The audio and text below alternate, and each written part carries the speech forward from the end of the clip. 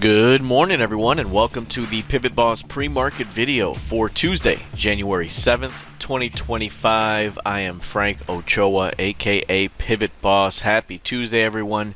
Before we get to the charts, I do want to remind you I am hosting a January 2025 monthly market outlook today.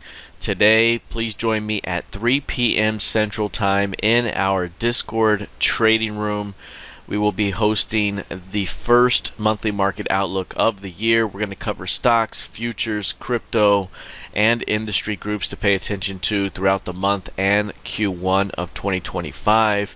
And we'll also take any requests you have as well. If you're not a member of our Discord trading room, you can join using the coupon code PREMIUM and get 50% off your first month. And you can get all of that information here at the link in the description below. And you can get more information about our trading room and what we have to offer there. Click here to join and use the coupon code PREMIUM at checkout to receive 50% off your first month. All right, let's take a look here at the charts. Let's start with the ES right here. You'll notice right now ES is just trading in a very narrow range ahead of the RTH Open. A range of just 26% of average, 25.5 points of range. This is after a high range day in the previous session, a relatively high range day, closing near the center of the range, and that tends to lead to some inside day trading range action. We did have quite a reversal off the highs of the day.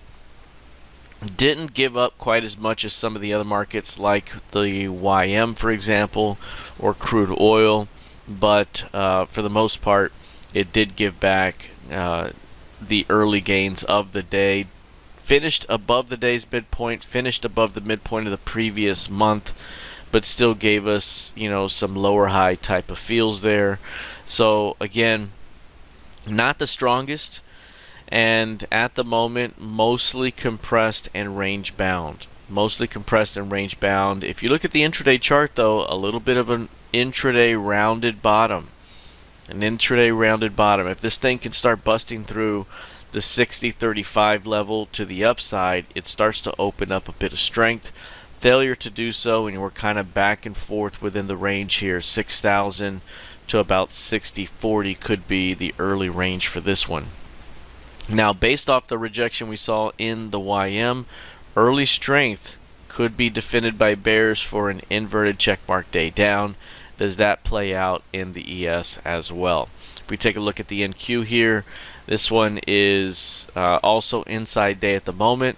31% of ADR, so a narrow range heading into the RTH Open. Again, it did give back some of the gains from the early part of the session yesterday, but also recovered some of those losses as well by the end of the day to close well above the day's midpoint and above the previous session's midpoint. So right now, mostly inside day at the moment. Narrow range price action here. Unlike the ES, which has mostly an intraday rounded bottom, this one right now super compressed, kind of like a triangular pattern, where it is compressed toward the apex of that pattern at the moment. Above 21,800 starts to open up the upside on an intraday basis. If we break down through 21.7, you could see new lows here. So it could be a fade the edges type of day early on at the very least. Looking at crude oil, crude had quite the pullback from the highs yesterday. This one kind of led some of the selling pressure from the intraday highs to the downside. One thing we mentioned about crude here, we have a great rounded bottom here. A great rounded bottom that's fueling into some of the strength here. But we could see a pullback, and any pullback could be a buying opportunity for this thing to flow higher towards 78.50 and into the $80 level over the course of the first 8 to 10 weeks of the new year here. Now, at the moment, we've seen rejections at the previous session's low on 3 different attempts, and we've seen a rotation back to the previous session's midpoint. Now, after such a rejection yesterday, the early idea was any retest back towards 74 could be defended by bears, and we could be looking for a drop toward 72 to 72.50 today. We'll see if that holds, or does this market continue to show strength overall? Now, if we can find acceptance through 74 today and finish beyond that level, it'll show the strength of this market, and a failed new low could lead to new highs yet again. So really the outcome here is still mostly bullish here to the upside, with 78.50 to 80 intact. But any pullback, even if it's a pullback as deep as 72s, could still be a buying opportunity on a swing basis. Looking at gold futures, bounce back day for gold, up 0.9% here today. As we mentioned yesterday, this one still continues to see quite a bit of back and forth price action. Heavy up, down, back, forth, as this thing continues to chop around that 2640 zone. That's right around the center of the larger key range here. That key range midpoint 2632. Now overall, as I mentioned before, this can make for some good intraday price action back and forth. But really we don't see a lot in the way of directional conviction on a swing basis.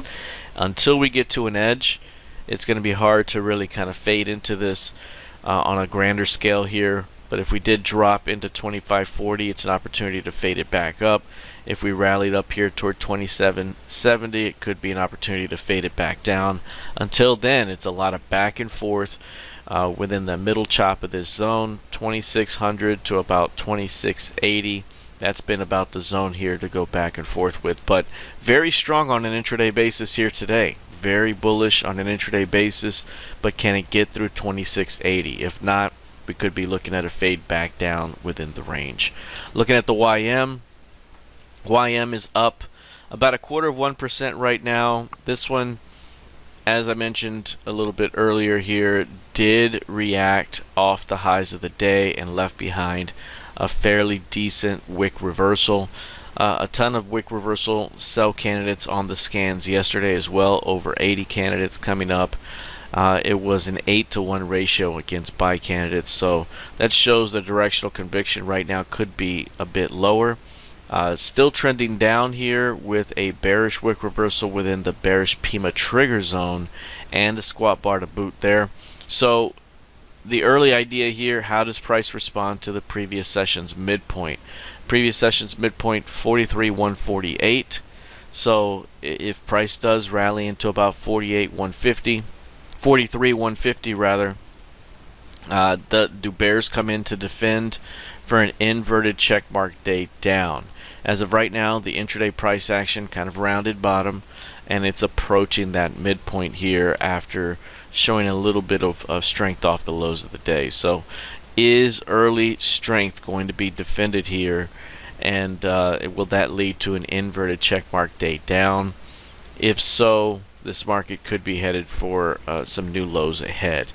Through 43,250 opens up some strength, and if it closes beyond that level, it could open up quite a bit more strength through the tail event that developed yesterday. Now looking at Bitcoin here, this one down to start the day here, 1.7% lower, but this thing has been seeing some strength over the last several days. Also closing through the previous session's midpoint is Bitcoin here, and that continues to suggest there could be a bit more upside ahead toward the 110 level. 110,000 could be the next major target above. Now if we were to see that level tested here, do we see a higher rejection? Any higher rejection could lead to a swing back pretty heavily here toward the other side of this range. So right now still flowing to the upside. We are seeing a little bit of a thrust reversal pullback here, but you want to see bulls defend anywhere in the 101 to 100,000 level. If it can defend in that zone, perhaps we check mark a bit higher here off this early pullback. Likewise, ETH also showing weakness here early in the day, down 1.44%. Still a narrow range on the session. This one just 37% of ADR, and still flowing higher within the overall trend.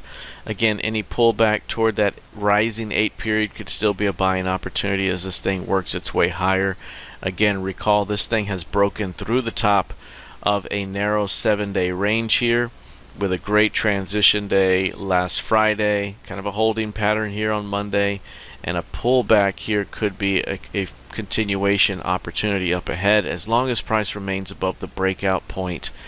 That market continues to work its way higher toward 4,200 to 4,250 based on compression and expansion metrics here. So overall still flowing higher, and any pullback this morning could be bought for a continuation to the upside until proven otherwise. That is it for now. We'll see how this plays out here heading into the new session. Please join me later on today for our monthly market outlook, 3 p.m. Central Time, in our Discord trading room. You can find more information in the link in the description below. All right, that's it for now. I'll see you in the trading room. Take care.